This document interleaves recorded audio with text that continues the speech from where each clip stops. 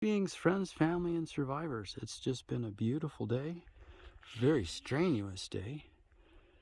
Had two inspections today, one electrical underground and a water underground. Both passed. And all I need to do is put a locate wire in here and a backflow preventer on that hose bib. Not one of the whole house ones, just one. They're fairly inexpensive, about $6.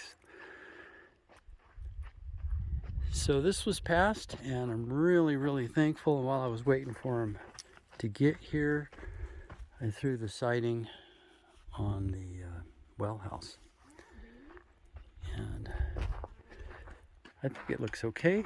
That's the stuff that we didn't sell last year. There was just a jag of lumber, and I brought it all up here. There was probably about 1,000 feet, 700 feet, something like that, and I just brought it up here to build whatever with. And so this is ready for 2-inch tech foam and tape. Actually, I'm going to use a little expansion foam here and there, and then it'll get tech foam. I might even get by with 1 inch. I don't know. But that's going to be taped. Each joint's going to be taped. And then Dad designed this thing with a taper on the door so that when it closes, it'll close on a piece of felt. And I'll have a rubber stopper here and on that back side there. Because it does get 30 below.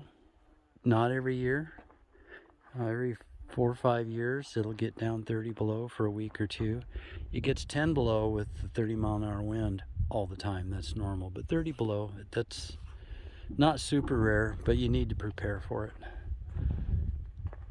So the next step for me is after I get the locate wire in, the backflow preventer on that hydrant, then Carol and I are going to shoot some lines and level the building pad. Then I call the contractor, and then it's whenever he wants to come pour. I'm out of it, and that's great. I can go on to other things. The other thing is Carol has all of the T-posts in. She drove them all by herself. She packed them out there and drove them in, and now it's waiting for me to drill the holes for the wood stretcher posts. And so things are coming along. It's going to be really nice to have the well up and running. You know, I purged the air out of this line the other day because it was 23, and it was 24 the next night. I think it was 28 this morning. But just in case, I'm going to wait until I backfill it before I turn it back on.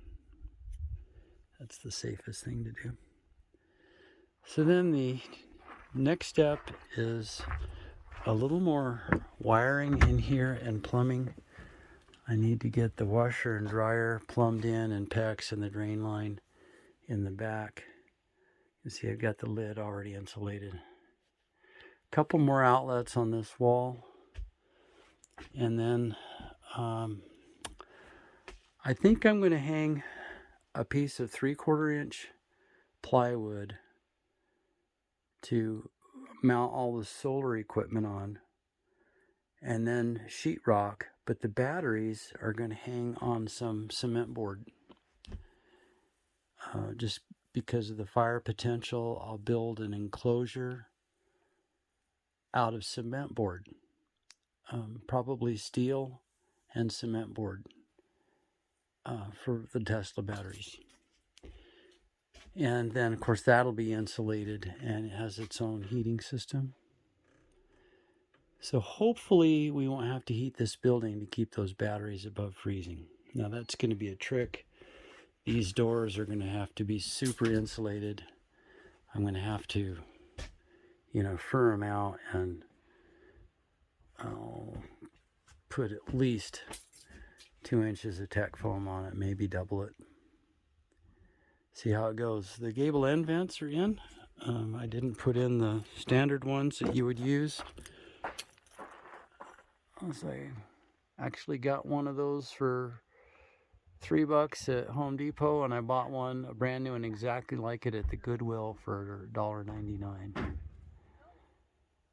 So that works fine. You have to vent that attic space up there.